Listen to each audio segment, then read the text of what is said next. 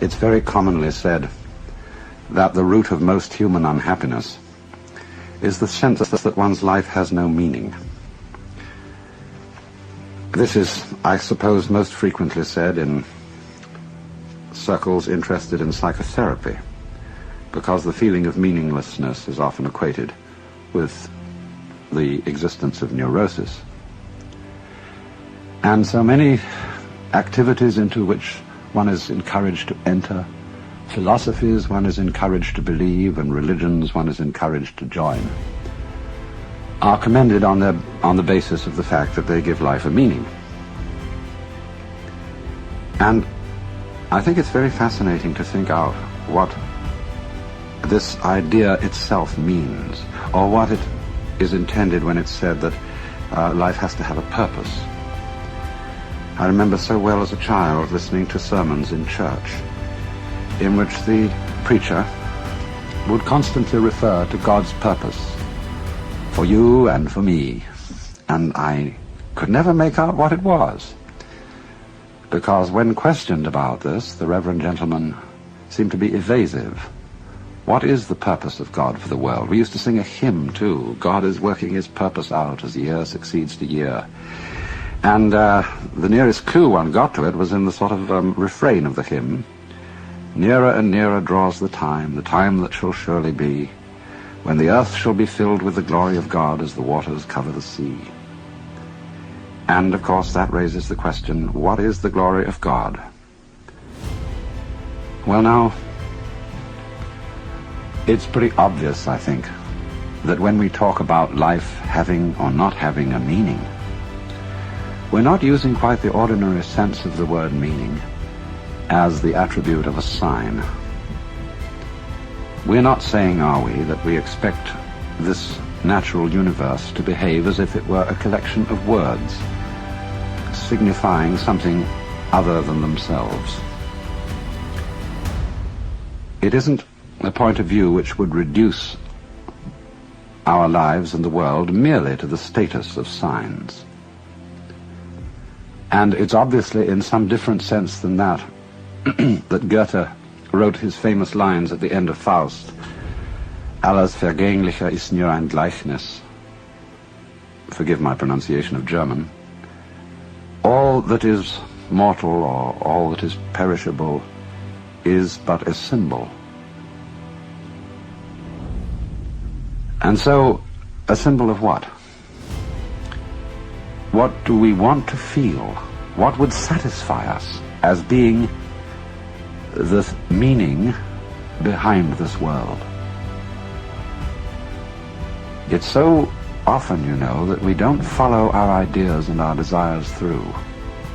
Most of the things that we want very fervently are things that we've only half glimpsed. Our ideals are very often suggestions, hints, and we don't know really exactly what we mean when we think about it. But there is this obscure sense in which we feel that life ought to have significance and be a symbol in at least that sense, if not just so arid a symbol as a mere sign. Or it also may mean that life is meaningful. An individual feels that his life amounts to something when he belongs and fits in with the execution of some group enterprise. He feels he belongs in a plan. And this too seems to give people a sense of great satisfaction. But we have to pursue that question further too. Why is it that a plan, why is it that fellowship with other people gives the sense of meaning? Does it come down perhaps to another sense of meaning, that life is felt to be meaningful when one is fully satisfying one's biological urges, including the sense of hunger, the sense of love, the sense of self-expression in activity, and so on. But then again, we have to push that inquiry further. What do our biological urges really point towards? Are they just, however, things always projected towards the future? Is biology and its processes nothing but going on towards going on towards going on? Or there's a fourth and more theological sense of the meaning of life. In all theistic religions, at any rate, the meaning of life is God himself. In other words, all this world means a person. It means a heart. It means an intelligence. And the relationship of love between God and man is the meaning of the world. The sight of God is the glory of God, and so on. But again here, there's something to be further pursued. What is it that we want in love with a person, and even a person in the sense of the Lord God? What is the content of it? What is it that we are really yearning after? Well, now, if we go back to the first point, taking Goethe's words that all that is transitory is but a symbol, and that we want to feel that all things have significance, it does seem to me that there's a sense in which we often use the word significance, where the word seems to be chosen quite naturally, and yet at the same time it's not quite the right word. We say, for example, often of music, that we feel it to be significant, when just at the same time we don't mean that it expresses some particular kind of concretely realizable emotion, and certainly it's not imitating the noises of nature. Program music, you know, which simply imitates something else, and it deliberately sets out to express sadness or joy or whatever, is not the kind of thing I mean. So often when one listens to the beautiful arabesque character of the Baroque composers, Bach or Vivaldi, it is felt to be significant, not because it means something other than itself, but because it is so satisfying as it is. And we use then this word significance. So often, in those moments when our impetuous seeking for fulfillment cools down, and we give ourselves a little space to watch things as if they were worth watching, ordinary things. And in those moments when our inner turmoil has really quietened, we find significance in things that we wouldn't expect to find significant at all. I mean, this is after all the art of those photographers who have such genius in turning the camera towards such things as peeling paint on an old door, or mud and sand and stones on a dirt road, and showing us there that if we look at it in a certain way, those things are significant. But we can't say significant of what so much as significant of themselves. Or perhaps significance then is the quality of a state of mind in which we notice that we're overlooking the significance of the world by our constant quest for it later. All this language is, of course, quite naturally vague and imprecise, because I think the wrong word is used. And yet not entirely the wrong word, because, as I said, it comes so naturally to us. It was Clive Bell, the great aesthetician, who wanted to say that all the characteristic of art, especially the characteristic of aesthetic success in painting, was the creation of significant form. Again, a very vague, imprecise expression. But it certainly is an attribute, not only of those moments in which we are tranquil inside, but also of moments of deep spiritual experience, of what would be called moksha, or release in Hinduism, or satori in Zen. That in those moments, the significance of the world seems to be the world, seems to be what is going on now. And we don't look any further. The scheme of things seems to justify itself at every moment of its unfoldment. I pointed out that this was particularly a characteristic of music. It's also a characteristic of dancing.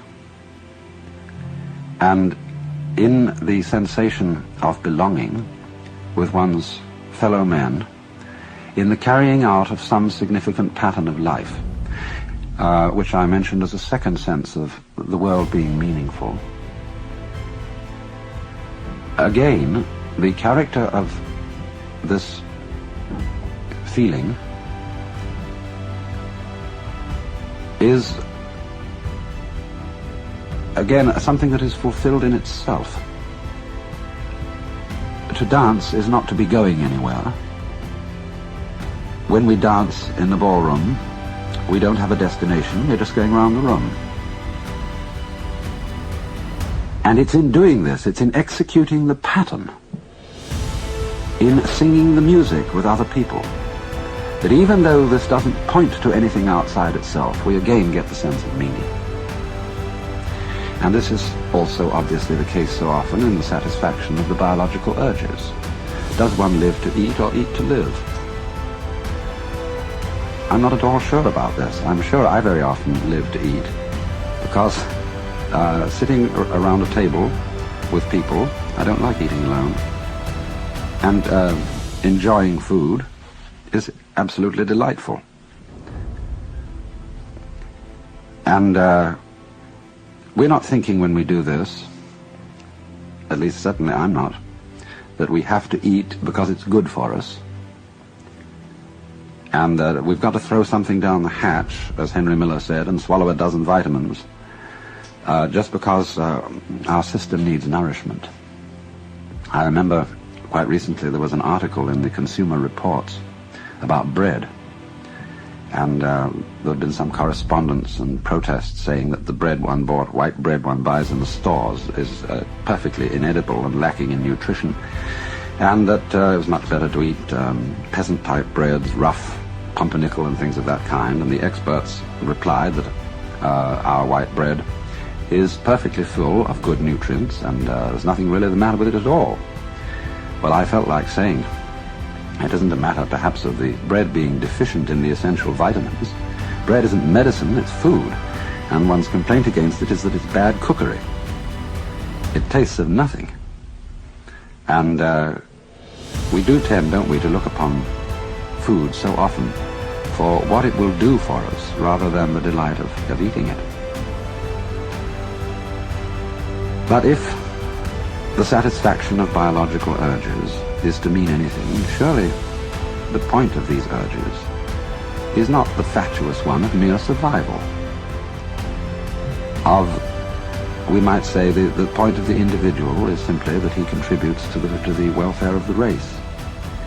And the point of the race is that it reproduces itself, to reproduce itself, to reproduce itself, and keep going. And that isn't really a point at all. That's just fatuous. Surely the race keeps going because going is great, because it's fun. And if it isn't, and never will be, then there's no point, obviously, in going. I mean, looking at it from the most hedonistic standpoint. But then when we come to the question, what is fun? What is the joy of it? Again, we come down to something that can't very well be explained in the ordinary language of meaning, of leading to something else. And this, I think, becomes preeminently true if we think of it in theological language, that the meaning of life is God. In any of the theistic religions, what is God doing? What is the meaning of God? Why does he create the universe? What is the content of the love of God for his creation? Well, there's the frank answer of the Hindus that the Godhead manifests the world because of Leela, which is the Sanskrit word for play. And this is likewise said in the Hebrew scriptures, or the Christian Old Testament, in the book of Proverbs, where there is a marvelous speech by the divine wisdom, Sophia. which, in describing the function of the divine wisdom in the creation of the world, in other words, is a manifestation of the wisdom of God. Wisdom uses the phrase that in producing men and animals and all the creatures of the earth, wisdom is playing, and it was the delight of wisdom to play before the presence of God.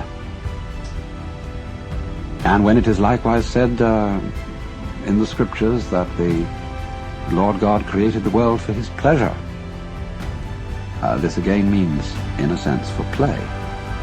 And certainly this seems to be what the angels in heaven are doing according to the traditional symbolic descriptions of heaven. They are ringed around the presence of the Almighty, calling out, Alleluia, Alleluia, Alleluia, through all eternity. Well, Alleluia may have meant something originally, but as it's used now, it doesn't mean anything except, well, in our own slang, whoopee. It's an exclamation of nonsensical delight. And it was Dante in the Paradiso who described the song of the angels as the laughter of the universe. And this sense of nonsense as the theme of the divine activity comes out also very strongly in the book of Job.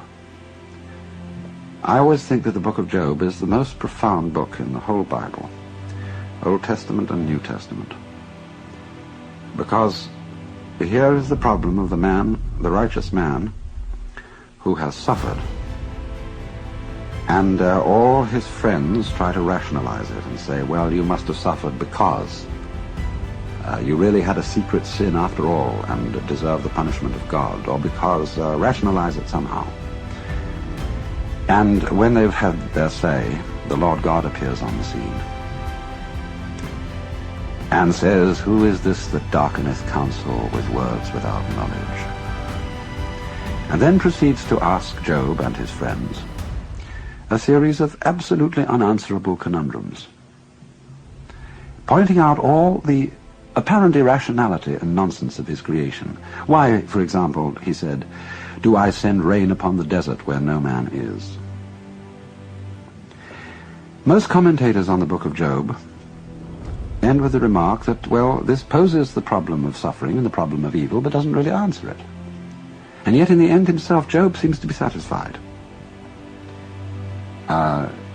He somehow surrenders to the apparent unreasonableness of the Lord God. And this is not, I think, because Job is beaten down and that he's unduly impressed with the royal, monarchical and paternalistic authority of the deity and doesn't dare to answer back. He realizes that somehow these very questions are the answer. I think of all the commentators on the book of Job, the person who came closest to this point was old G.K. Chesterton.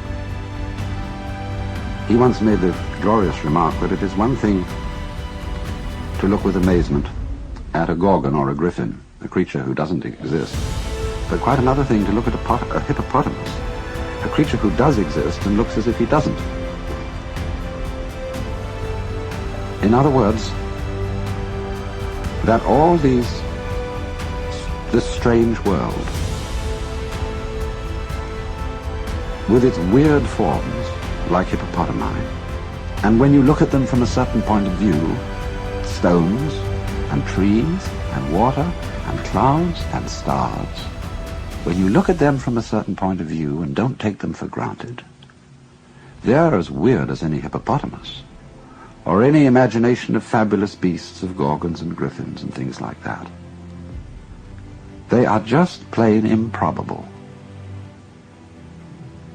And it is in this sense, I think, that they are the Alleluia, as it were, the nonsense song.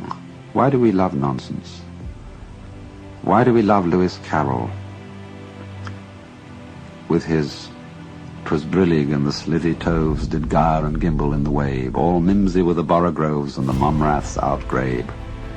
Why is it that all those old English songs are full of fal-de-riddle Ido and hey nonny nonny and all those babbling choruses? Why is it that when we get pep with jazz, we just go booty booty boopty boo and so on and enjoy ourselves swinging it?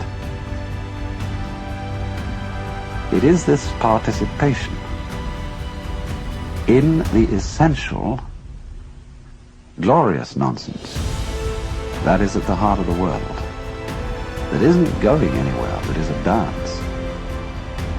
But it seems that only in moments of unusual insight and illumination that we get the point of this, and find that thus the true meaning of life is no meaning, that its purpose is no purpose, and that its sense is nonsense. But still, we want to use about it the word significant. Significant nonsense? Yes, nonsense that is not just chaos, that is not just blathering balderdash, but that has in it rhythm, fascinating complexity, a kind of artistry. It is in this kind of meaninglessness that we get the profoundest meaning.